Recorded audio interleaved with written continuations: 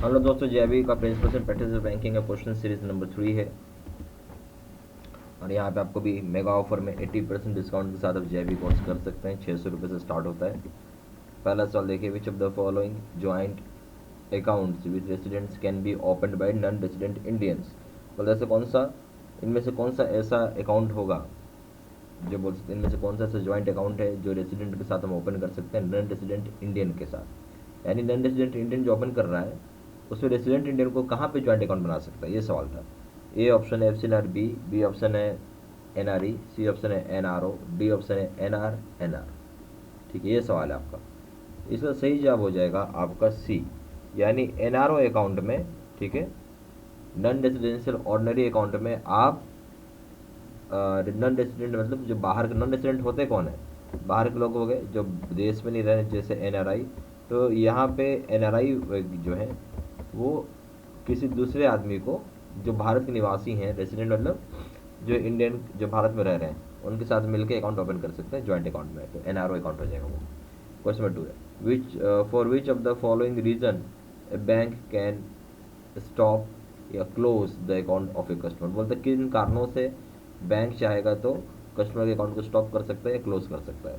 ए option है where the customer regularly draws cheques without sufficient balance. Customer बार बार पैसा निकाल रहा है, और सॉरी कस्टमर बार बार चेक यूज़ करता है पैसा निकालने के लिए और उसके अकाउंट में सफिशिएंट बैलेंस अवेलेबल नहीं है। बी ऑप्शन है where the customer issues cheques and frequently stop payment of such cheques. बोलते कस्टमर चेक को इशू करता है बार बार और बार बार वो स्टॉप पेमेंट लगा देता है चेक के ऊपर। सी ऑप्शन है where the customer acts in a manner detrimental to the interest of the bank. बोलते कस्टमर इस तरीके से एक्ट करता है कि जो बैंक के हित में नहीं है, चाहे बैंक के इंटरेस्ट में नहीं है। डी ऑप्शन हो जाएगा ऑल द अबव, यानी सारी बातें सही है। तो देखिए इस केस में क्या हो जाएगा, सारी बातें सही है वही होगा। ठीक है, अब इसको एक बार समझिए आप। कस्टमर क्या बोलता है, बैंक के पास कहाँ पावर है, बैंक कहाँ कहाँ चाहेगा तो कस्टमर के अकाउंट को स्टॉप या क्लोज कर सकता है। अब कोई कस्टमर आता है बैंक में, चेक से पैसा निकालता है, अब बैलेंस नहीं है या ड्रॉ कर रहा है, तो बार बार कर रहा है, तो भाई ये गलत है। तो इस केस में आपके अकाउंट बंद हो सकता है या स्टॉप हो सकता है। दूसरा, जहाँ कस्टमर इशू कर देता है चेक और स्टॉप पेमेंट लगा देता है चेक के ऊपर, ये भी बात में सही है।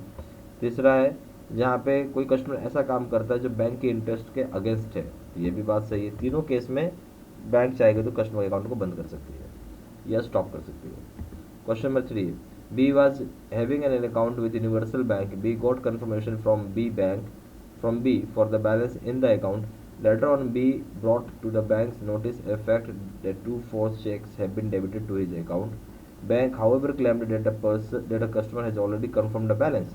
बोलता है कि बी जो है, बी आदमी है, बी वो अकाउंट उसका यूनिवर्सल बैंक के साथ है। बैंक क्या कंफर्म करता है बी से बैलेंस के लिए अकाउंट में। बाद में बी को पता चलता है कि दो फर्जी चेक आते हैं, फॉल्स चेक आते हैं और उनका अकाउंट डेबिट कर दिया जाता है। तो कस्टमर इस बात के लिए कंप्लेन करता है। बैंक फिर भी यहाँ पे क्लेम करता है कि आपसे तो पूछा था, यानी कस्टमर से क्लेम किया, कस्टमर से कंफर्म किया था बैलेंस। अब क्या होगा, ए ऑप्शन है bank is not liable as the customer has already confirm the balance. Bank यहाँ लायबल नहीं होगा क्योंकि कस्टमर ने ऑलरेडी कंफर्म किया था बैलेंस। बी ऑप्शन है थ्रू कस्टमर दो customer is right and but after confirming the balance he can not got entry reverse. मतलब हालांकि कस्टमर सही है पर एक बार कंफर्म कर दिया बैलेंस तो उसका एंट्री रिवर्स नहीं हो सकता। सी ऑप्शन है bank is liable for the forced cheque and it is to reverse the entry. Bank है लायबल है फोर्स चेक के लिए और उसे एंट्री रिवर्स करनी होगी। डी ऑप्शन है bank and customer have to share the loss on pro rata basis. Bank और कस्टमर शेयर करेगा लॉस को प्रोडेटा बेसिस के हिसाब से। देखिए इस केस में सही ऑप्शन हो जाएगा सी। क्यों कि बैंक यहाँ पे जो है क्या है, लाइबल होगा। अगर भाई नकली चेक आ रहा है तो बैंक का काम क्या है, नकली चेक को पहचानना, ये काम है बैंक का ना। बैंक का काम है नकली चेक को पहचानना। तो फॉल्स चेक आ ही गया, नकली चेक आ गया तो बैंक लाइबल है कि पैसा पूरा पे करेगा और रिवर्स करेगा एंट्री वो। सही ऑप्शन सी है।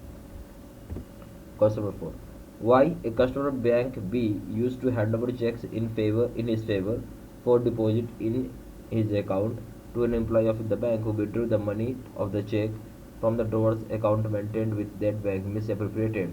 When the fact came to notice of why, he asked the bank to make the good the loss. As the employee was on roll of the bank refused to company why। बोलता Y customer होता है bank B का, जो कि handover करता है check किसी एक बैंक एम्प्लॉय के फेवर में, यानी बैंक एम्प्लॉय के फेवर में नाम पे चेक जमा भी करवा देता है, और वो आदमी बाद में पैसा विड्रॉ कर लेता है, ठीक है, जिसके जो एम्प्लॉय होता है बैंक को पैसा निकाल लेता है और मिस अप्रोप्रिएट करता है। तो ये बात बाद में वाई को पता चला, और वाई आता है बैंक, बोलता है जो मेरा नुकसान हो गया वो बैंक भरे, क्योंकि बैंक का ही वो एम्प्लॉय था, बैंक के पेरोल पे था।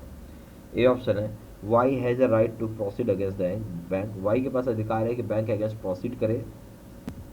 बी ऑप्शन है, Y has the right to proceed against the bank and also individually against the employee, Y के पास अधिकार है कि प्रोसीड कर सकता है बैंक के अगेंस्ट भी और इंडिविजुअली अगेंस्ट एम्प्लॉय के भी।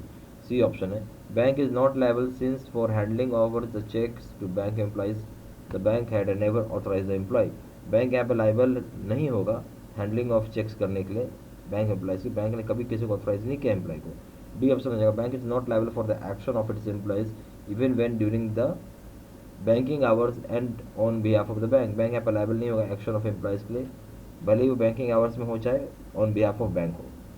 देखिए इसका तो सही ऑप्शन हो जाएगा कि बैंक लायबल नहीं होगा, बिल्कुल सही बात है भाई, पैसा आप जमा कर रहे हो बैंक के एम्प्लॉय के नाम पे, तो आप जिम्मेवार हो ना, बैंक कहाँ से जिम्मेवार हो गया, तो बैंक यहाँ पे किसी भी हिसाब से लायबल नहीं होगा, ठीक है जी। वो जो हैंडलिंग ऑफ चेक्स के लिए बैंक एम्प्लॉयज़ के लिए बैंक ने कभी भी ऑथोराइज नहीं किया किसी भी एम्प्लॉय को इस काम के लिए, इसे सही ऑप्शन सही है। क्वेश्चन नंबर 5 है, for the purpose of carrying on off site supervision RBI calls for important returns called, बोलते हैं जो पर्पस होता है कैरी आउट करने का ऑफ साइट सुपरविजन आरबीआई इसको कॉल करता है इंपॉर्टेंट रिटर्न्स, जैसे कि ए ऑप्शन है बेसिक स्टैटिस्टिकल रिटर्न हो गया बीएसआर, बी ऑप्शन है एक्सओएस रिटर्न, सी ऑप्शन है आर रिटर्न, डी ऑप्शन है डीएसबी रिटर्न। सही ऑप्शन हो जाएगा डी, डीएसबी रिटर्न हो जाएगा, ठीक है, जो आर याद रखिएगा आप इसको। क्वेश्चन नंबर 6 है, under section 38A of banking regulation act when high court orders liquidation of A bank which among the following can be liquidator, बोलता है कि अब जो सेक्शन 38A है बैंकिंग रेगुलेशन एक्ट का, जहाँ हाई कोर्ट ऑर्डर कर रहा है लिक्विडेशन ऑफ बैंक का, तो इसमें से कौन लिक्विडेटर बन सकते हैं। ए ऑप्शन आरबीआई, एसबीआई और any public sector bank, B option RBI और court appointed liquidator only, C option है आरबीआई, एसबीआई और any public sector bank, D option bank can not be appointed liquidators. देखिए इस case में जो liquidator हो गया, जो पैसा उसके अकाउंट में जाएगा, जो लिक्विडेट करे, जो बेचेगा, तो यहाँ हो जाएगा क्या सही ऑप्शन, आरबीआई हो सकता है, एसबीआई भी हो सकता है, कोई भी पब्लिक सेक्टर बैंक हो सकता है। क्वेश्चन नंबर 7 है, x a customer of Popular Bank has deposited an amount of rupees 12,500 rupees in his saving bank account, which was credited by the bank in the account of Mr. Y. The relationship between the bank and Y is, बोलते हैं एक से customer होता है popular bank का जो कि deposit करता है रुपये 12,500 अपने सेविंग बैंक अकाउंट में, जो कि क्रेडिट किया गया बैंक के द्वारा मिस्टर वाई को। यहाँ रिलेशनशिप क्या होगा बैंक और वाई के बीच में, ए ऑप्शन है ट्रस्टी बेनिफिशियरी, बी ऑप्शन है डेप्टर क्रेडिटर, सी ऑप्शन है क्रेडिटर डेप्टर, डी ऑप्शन है बेनिफिशियरी ट्रस्टी। तो यहाँ जो सही ऑप्शन हो जाएगा आपका कि रिलेशनशिप पूछ रहा है, किसके बीच पूछ रहा है रिलेशनशिप, बैंक और वाई, वाई कौन है कस्टमर है, और उसका क्या यहाँ पे 12,500 रुपये अपने सेविंग बैंक अकाउंट में जमा किया है, ठीक है, अब इसका रिलेशनशिप पूछ रहा है। ए ऑप्शन है ट्रस्टी बेनिफिशियरी, बी ऑप्शन है डेप्टर क्रेडिटर, सी ऑप्शन है क्रेडिटर डेप्टर, डी ऑप्शन है बेनिफिशियरी ट्रस्टी।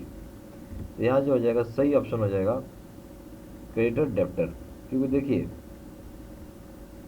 क्योंकि बैंक को आप पैसा दे रहे हैं, ठीक है,